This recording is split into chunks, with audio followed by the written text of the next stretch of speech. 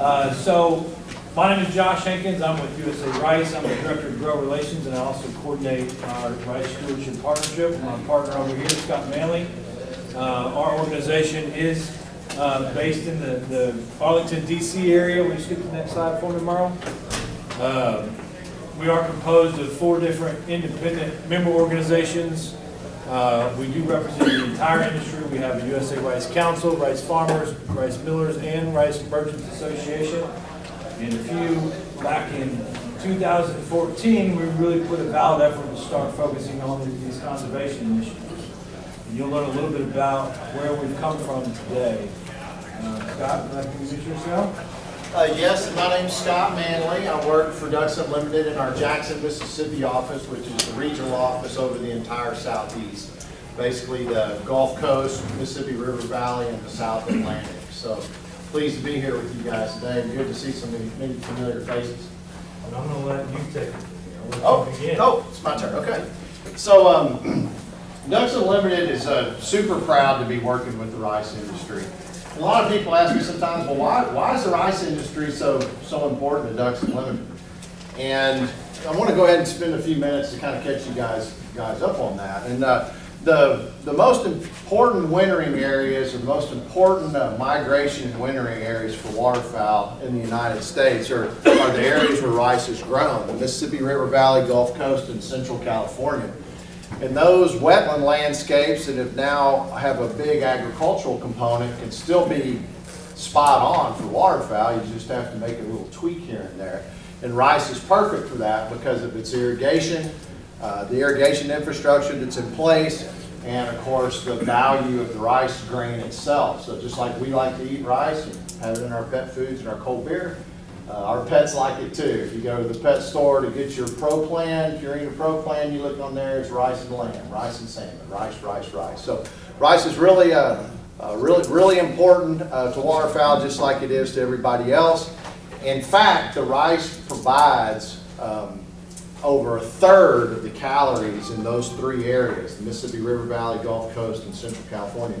When the ducks come here this time of year, stay for a couple of months, fatten up for their trip back to the breeding grounds, 1/3 of the food that they consume is rice.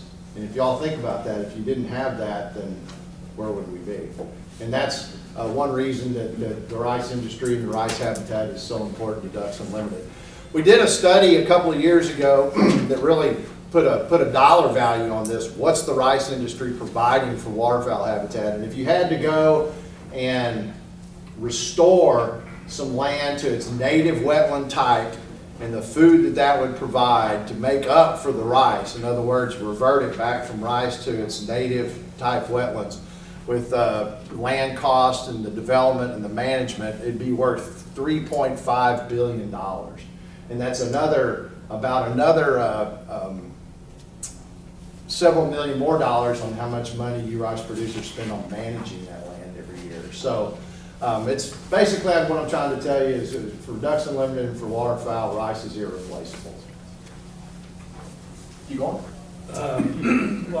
Thanks. So, because of this symbiotic relationship, that positioned us very well to start what we call the Rice Stewardship Partnership. So back in 2014 Farm Bill, they started a new conservation program called RCPP. The PP stands for Partnership Program. And when we started this, we were really the first that did anything like this with a conservation organization like Ducks Unlimited and a trade organization to work together. And it hadn't been always easy. Scott and I butt heads all the time. But we see the big picture. We know that we have to work together because we have a lot more power when we work together. So starting in 2015, we put an application in for a national RCPP program for $20 million. We were funded at the $10 million level, and we have 7 major rice growing states, and was funded across all of those. After that $10 million program, we've since then secured 7 others to total 8. We are over $80 million in financial assistance coming directly to rice farmers that have impacted approximately 800,000 acres of rice and rice rotation ground. So we've really scaled it down in a short period of time. And these are competitive dollars that would be going elsewhere had we not secured those. So something we're real proud of, something we've worked very hard on. Next slide, Ron. With that funding that we've raised and secured through NRCS, we've actually increased our boots on the ground. So NRCS programs are extremely confusing. CSP, EQIP, all these acronyms, what do they mean? Who do I talk to? So what these boots on the ground help you do, they'll help you walk through the application process. If you have interest in the programs, they can help communicate those to you. They can be the consultant or the mediator between your local DC and the farmer. And so not only do we help them through the application process, we also walk them through implementing the programs that you sign up. These are all rice-specific programs. So we do have a steering committee in every state that is formed of rice producers. So we don't roll out any program until we vet it with this steering committee of producers. So we want to roll out something that we know is going to be utilized. We don't want to roll out something that nobody's going to use and it's going to be extremely costly and difficult to do. Next slide. So here's, wow, that print's really small. But if you have any interest in your particular area, we do have contact information of all of our people across the Mid-South. Oh, well, this one didn't show up. Well, we really work on two different type of working land programs. There's a CSP and then there's an EQIP. CSP is a Conservation Stewardship Program. EQIP is an Environmental Quality Incentives Program. So Scott and DU, they work a lot on retirement programs, but as a land retirement programs, but as a partnership, we really focus on working lands for the rice farmer. So the EQIP program is essentially more of a land improvement, and that enables you to buy equipment or technology. Contracts are traditionally 2 to 3 years. The cap per the 2018 Farm Bill is, I believe, $450,000 for an entity. The other program, CSP, is more of a management-based program. It is a farmer-only program. You cannot participate if you're a landowner. It's different from EQIP. And it has either a $40,000 or an $80,000 annual cap for CSP. And so we have rolled out EQIP and CSP through this partnership on multiple levels in multiple states. There it comes. It's called STEP. Yeah. Okay. Well, there you go. Go back 1 second, Merle. So, what kind of opportunities do we have at this point? We have had significant amount of signups in each state. Currently, right now, there will be EQIP sign up in 2020 for the state of Louisiana that will focus on nutrient management practices. Again, those will be rice focused. So if you don't grow any rice, the likelihood of you being able to apply and get funded is going to be very low. We've also submitted 2 different proposals, one 3-state, that's a surface water project for Arkansas, Mississippi, and Louisiana. And our current Mid-South project, that's a 4-state Mid-South, we've put in a renewal for. We'll likely put that again this year. I think we'll be pretty successful even into 2021. I'll offer you some more opportunities to participate. What's interesting about these partnership programs is that none of this would be possible without our supply chain partners. And so we've brought quite a few on board and have raised probably $6 to $7 million in cash alone. But what that enables us to do is put some of those boots on the ground, but we can also use these dollars that are raised for federal match that then in turn give you those NRCS dollars to help you implement conservation programs. So it's not possible without you, the farmer, but again, without these folks on the board, these dollars wouldn't be possible. There's the CSP EQIP bullet points that we just went through. Next slide. And I'm going to walk you through something that we put together. We talk about, how confusing the world of conservation is. And so what we built, and I went through this last year at this conference too, but we built a conservation search platform.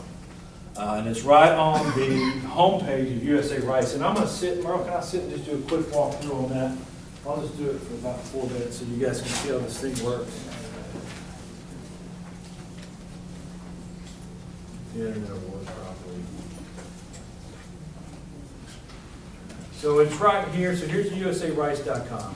Conservation search platform is right. Oh, that's not good.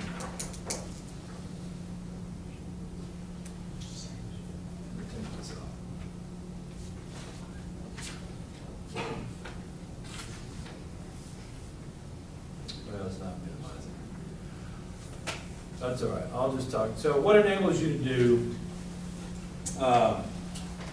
it has a search platform that you can search programs via state. Another confusing part about this is who's the funding authority? Is it federal dollars? Is it state dollars? Is it private dollars? So it has the ability to search funding opportunities by funding source. It also has a search queue in there. So say solar's become a real popular thing. If you're interested in a solar farm, you can go in there and you can type solar, and it will bring up state programs, it will bring up federal programs, and any other private dollars that are available for you to put solar on your farm. So this was about 6 to 8 months worth of work compiling all these programs into one searchable database, and these are all row crop / farmer focused. So it's not going to bring up stuff that might be of interest to a poultry farmer. So these are all programs that are put in this database that will be of interest to you. Go ahead to the next slide, Ron. Okay. You got hung up on this.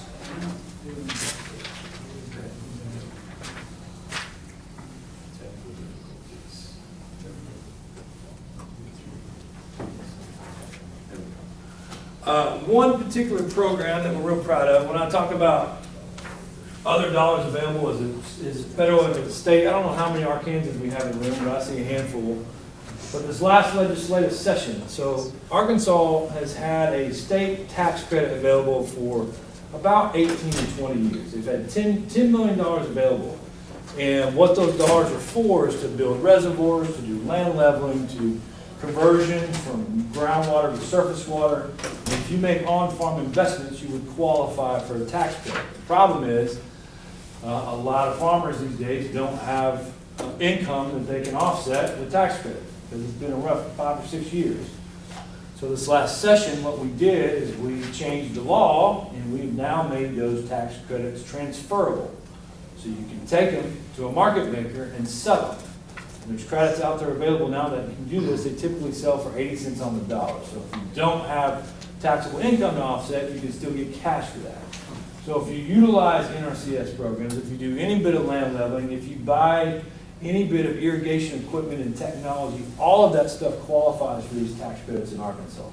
So you go apply for it, you get the tax credits, and then you can go sell them for cash back to your farm. So these are the type of programs that are in that search engine that we built to help layer on top of this. So you can use Charlotte's programs at NRCS to help pay for the land leveling. Then you can put this on top of it and even give you more money to help offset some of those costs for you. So knowing everything that's available is, I think, is a big asset. And where to find those, all in one place. Now there's something built like that where you can. And I'm going to let Scott wrap up. Yeah, so as we go forward with this program, there's a couple things Josh mentioned that are core that we must continue to do. First of all, having the conservation arm, the NRCS, and I'm glad to see the NRCS shirts in there, and having USA Rice as the grower advocacy, the grower representation group. I mean, that tripod is very stable, and we need to keep that in place. The grower committee is extremely important. But as we go forward, what we really want to do is bring practices to you as a grower and bring farm improvements to you that have a long-lasting benefit, because that way we can scale. That way we can move to the next farm and they get better with you, and so on and so forth. So we want to be able to scale, which we've done a good job of so far, but there's some key questions that you'd ask yourself. And one is like, so if I work with you to do grid sampling and a variable rate prescription on your farm, and you follow through it for the next couple of years, are you seeing enough benefit in it to continue doing it? To continue doing it outside of the NRCS programs. And so what we did is for our main practices that we work with you guys and gals on, which is irrigation, nutrient management, and waterfowl management, is we went back to our first contract holders after their contracts had expired and asked them what their intentions are going forward. What did they like? What did they not like? What are they going to continue to do? Are they going to continue to do it on the same amount of acres as the contract? In other words, just part of their farm? Are they going to do it on their whole farm going forward? And with that kind of information, we can see the impact or efficacy of our work. So on irrigation water management, we went back to, there was about 60 different farms that we worked on in the first sign up across all the Mid-South. And the different levels of irrigation management that they were involved in was advanced, intermediate, and basic. Hit it one more time, Burl. Something else ought to come up over here, I hope. Keep going. Keep going. No. Yes, there you go. So we went back to these 60 farms, and they had gotten enough benefit out of the irrigation water management practices, which is a whole menu to pick from, by the way. Most of y'all are probably familiar with it. I know Charlotte is, since she's the one who wrote the menu. But, you know, 94% of the folks said that they will continue on with these practices after the contract's over. And then go one more forward. I was hoping it would say, yes, and then the point of this here is they're going to do it on about the same number of acres, you know, that basically still trying it out, still on a trial basis. Are they going to move to more of their farm or move to all of the farm? And as you can see, irrigation water management is by far shifted to the right, which means it will persist or continue on in a big way after the contract's over. That's important because that means it was worthwhile, it was easy to integrate to what they were doing already, and it was impactful enough on their time and their money and their efficiency for them to keep going forward with it. So we could get into this a little bit more on the basic and advanced and all the little things, but I will tell you as it gets to where it requires a lot of phones and iPads and gets pretty techy, the likelihood of continuing to do it onward goes down. It's too much, you know, too much finesse. So that means we need to make the technology more simple and make it more adaptable and make it easier going forward, which is something we're going to be working on going forward. Nutrient management.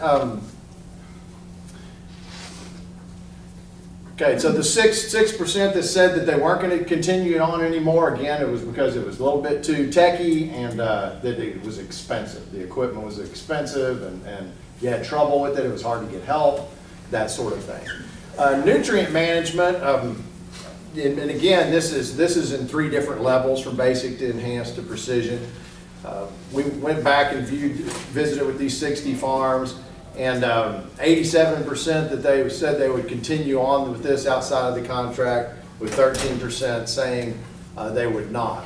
And I'll tell you, in the Delta, what we heard over and over again in the Mid-South is that you know, that when you do this detailed sampling across these fields, that the variation in the fields isn't enough to warrant going back with a detailed grid. Now, farm A is different from B, different than C down the road, but within a field, it just didn't pay to go back to the real detailed prescription of variable rate when you go back. But in the Gulf Coast, where those pretty hard to farm prairie soils are in Texas and Louisiana's Gulf coastal rice prairies, the variable rate applications made a big difference, and all those folks really have appreciated the practice startup and are going to continue it onward. There's a couple of notes here that'll say, you know, why the 13% would not continue on, and time constraints was a big one, and again, the variation in the fields wasn't enough in the Delta to keep things going forward. And then also getting someone to do the variable rate application. It's like everybody's ready to put their potash or phosphate on at the same time, and the retailers couldn't keep up because, you know, especially as wet as it's been, the windows are small. So that was another thing we might be able to improve on in the future working with our retailers.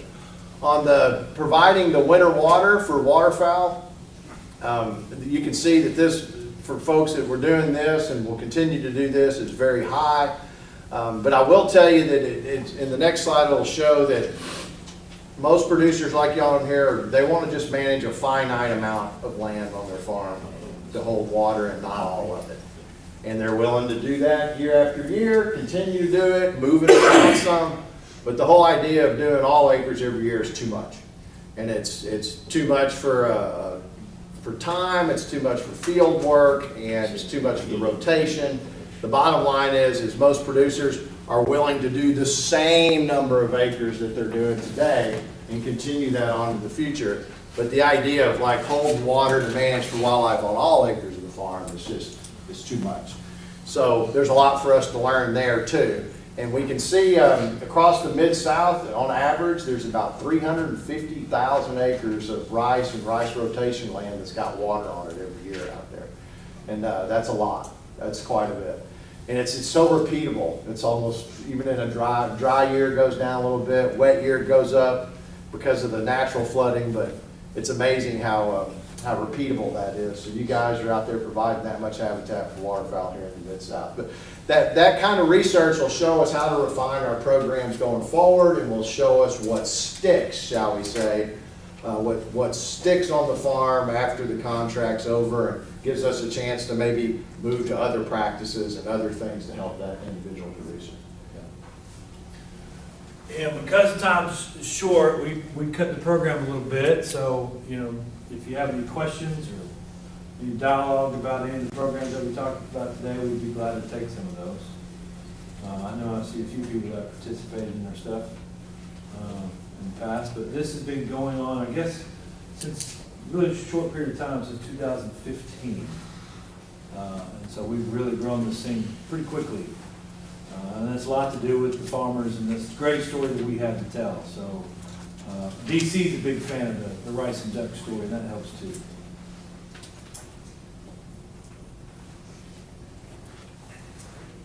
No question. This is not a bashful group. Oh, we appreciate you. Oh, here's one back. Has there been any sort of economic analysis or even, I guess, environmental impact on like what these practices do as far as greenhouse gas emissions? That's something that the farmer can't see, but maybe in the future, if they're able to capitalize and have some income stream via whether it be carbon credits or greenhouse gas emission reduction, and how these practices are sort of affect that on farm?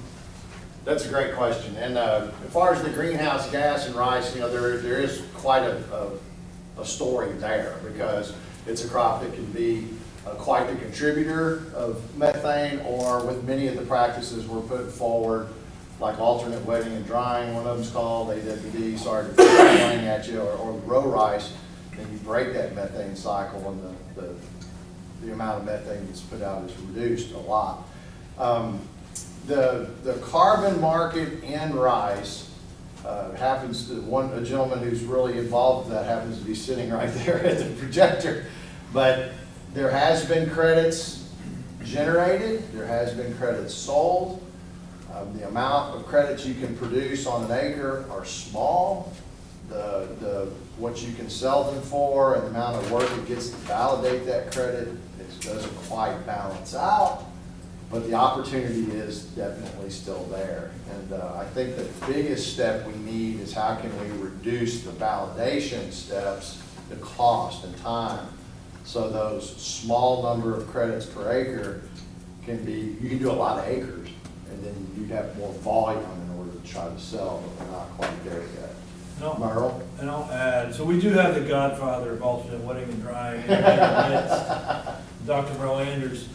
But we did work closely with Charlotte Bowie and her irrigation team to include alternate wetting and drying into these irrigation water management, which not that long ago wasn't in there. So, but as of 3 years ago, NRCX will actually pay you to try alternate wetting and drying. And so one thing about this particular program is we do have to play by NRCS rules, but we have the ability to design our screening and ranking. These are competitive programs.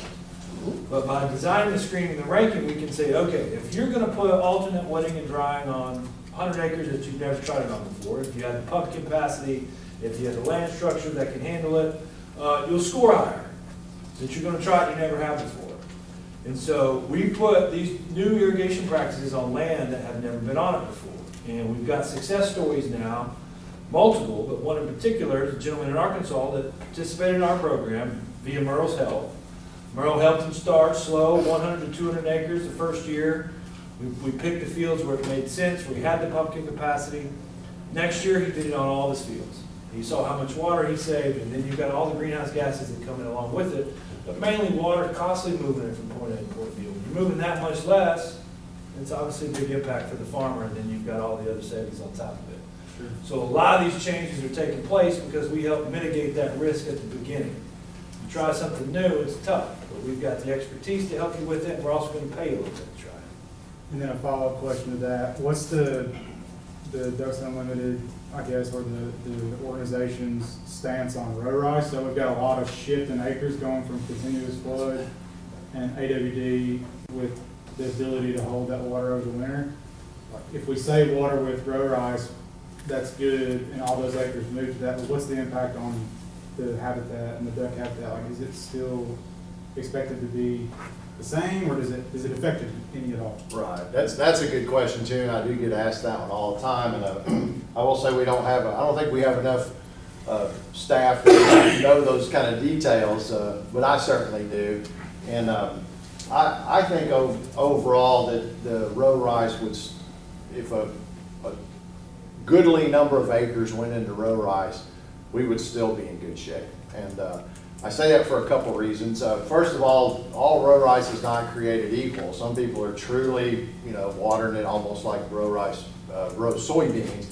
But then some are still closing the bottom of the field off, and you got 3 zones: the always flooded zone, the AWD zone in the middle, and the top one, which is really getting irrigated like a row. So, anything that keeps the acres of rice up, no matter what, I think is good for ducks. Anything that keeps the groundwater use down or keeps irrigation on the landscape, I think is positive. Also, a farmer would hate to hear this part, but the row rice ends up, it hasn't been perfected yet, so it's still got plenty of weed seeds in it, which ducks love those. And it looks like it likes to go down sometimes a little bit too easy, and so a lot of rice grain gets left from that. Those are all sort of perils to the producer, but I think if the infrastructure is still there, and anything that gets the rice acres up, even if it's a true row type system, I think it'd all still be overall positive. And so that pad and pipe is still down there to hold the water. It doesn't really matter how it was watered there in the springtime. And before you start, Kurt, to piggyback off of that, so one thing we do work on too is we work with our friends at the state level, but we also work at the DC level with our NRCS leadership. And we actually got row rice added as an enhancement within CSP starting in 2021. So the Missouri state drafted it and sent it up, and we helped push it through. So beginning in 2021, you can also now get paid to do row rice within CSP, which again, that was not the case before, and that was a lot to do with our partnership efforts of pushing these things through. So, go ahead, Rich. Scott, how much concern do you have on these reduction of acres, like a year like last year when Arkansas was off so much in their rice acres, Mississippi, a lot of those areas? How much do you see any effects of that? It's good to have more, but what happens when you see less? Is that too early to tell from that, or what do you think about that? I mean, from a habitat standpoint, we don't want to see any less acres of rice. I think the Delta can handle it because there's so much natural habitat. And so and of course that's where the acres go up and down the most as a total number, but as a percentage probably not. But when you see it in the rice acres go away in California from water shortages and things like that, that can actually start to have a population effect. I think the Delta's big, can buffer it, lots of natural flooded ground, but Texas is a good example, California's the best example. So I showed earlier where a third of the waterfowl in the wintering areas, a third of their calories come from rice. It's 50% California. So, their proportion's actually larger. So you lose rice there, I mean, it's almost a direct effect on the health of the habitat. I think the Delta can kind of handle the fluctuations we have today. As long as they don't get any bigger. Why don't you go up? Come on, Mississippi. Gotta get those acres back up. Any other questions? You sure you want? Thank you guys for coming. Again, the lunch schedule changed to 11:50, so it's 11:44 now, so you've got 6 minutes. Thank y'all. Where's the CCA sign? Sign